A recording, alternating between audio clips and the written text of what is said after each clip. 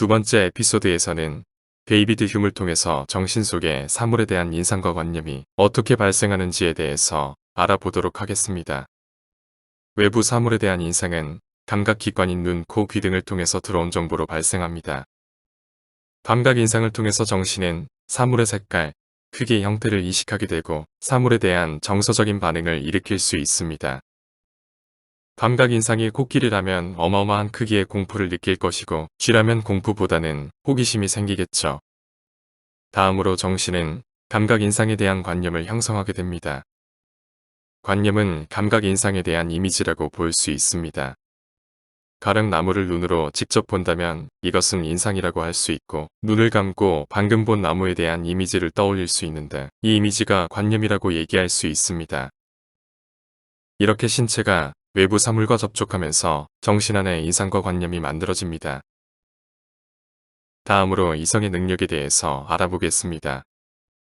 인간 정신이 단순히 사물을 수동적으로 받아들이기만 한다면 이와 같은 관념은 어떻게 생겼는지 설명할 수 없습니다.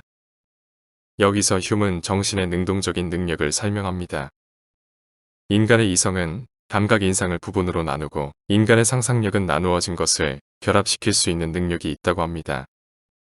가령 곤충을 봤을 때 그것을 색깔과 형태로 분리하고 형태를 또 다시 머리, 몸통, 다리와 같이 세부적으로 나눌 수 있습니다.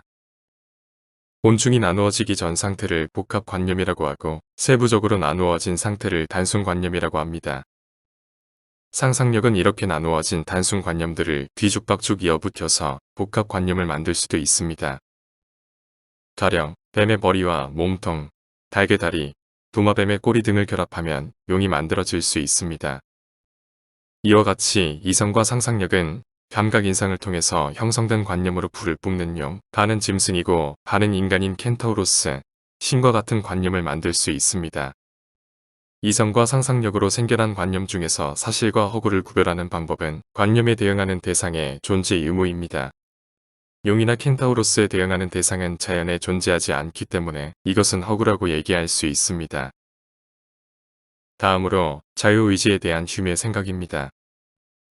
휴은 정신이 어떤 자유로운 의지로 활동하는 게 아니라 물리 법칙과 같은 인상과 관념의 연합 원리에 따라 활동한다고 생각합니다. 예전에 헤어진 연인의 사진을 보았을 때 그 사람과 함께한 추억이 떠오르는 것처럼 인상과 유사한 관념이 자동적으로 떠오른다는 것이죠. 심리학이 하는 것이 인과관계를 해명하는 작업이죠. 만일 인간이 자유의지가 있다면 어린 자매 사이에서 질투가 발생하는 원리를 일어나할 수 없습니다. 따라서 휴은 자유의지를 부정합니다. 다음으로 자아에 대해서 고찰해 보겠습니다. 인상은 감각 정보로 얻은 외부적 사물에 대한 정보라고 했지만 나라는 신체도 인상입니다. 왜냐하면 그건 역시 감각 정보를 통해서 알려지기 때문입니다. 정신은 인상 중에서 특정 인상을 이미지화하여 나라는 관념을 형성합니다. 그리고 이 나라는 관념에 느낌, 감정, 생각을 귀속시킵니다. 즉 신체가 자극받아 어떤 감정이 생긴다면 그것이 나에게 일어난 일이라고 상상합니다.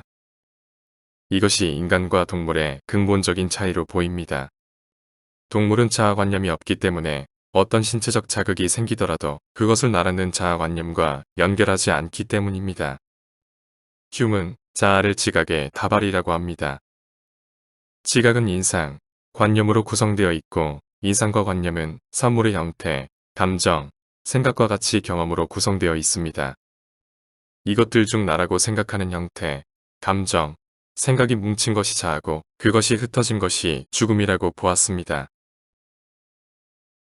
마지막으로 휴은 도덕이 단순히 이성적인 것이 아니라 감정적인 것이라고 얘기합니다.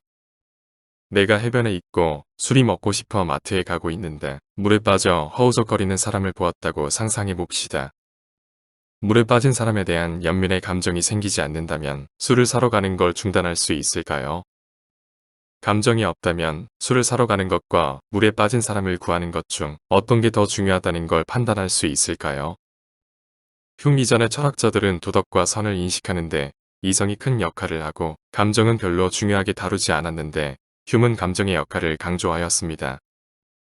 의지 역시도 이성보다는 감정의 역학관계에 따라 발현되는 것으로 생각했습니다. 이상으로 흉을 통해서 정신에 어떻게 인상과 관념이 생기는지, 자아는 무엇이고 도덕을 행하는데 감정이 어떤 역할을 하는지 알아보았습니다.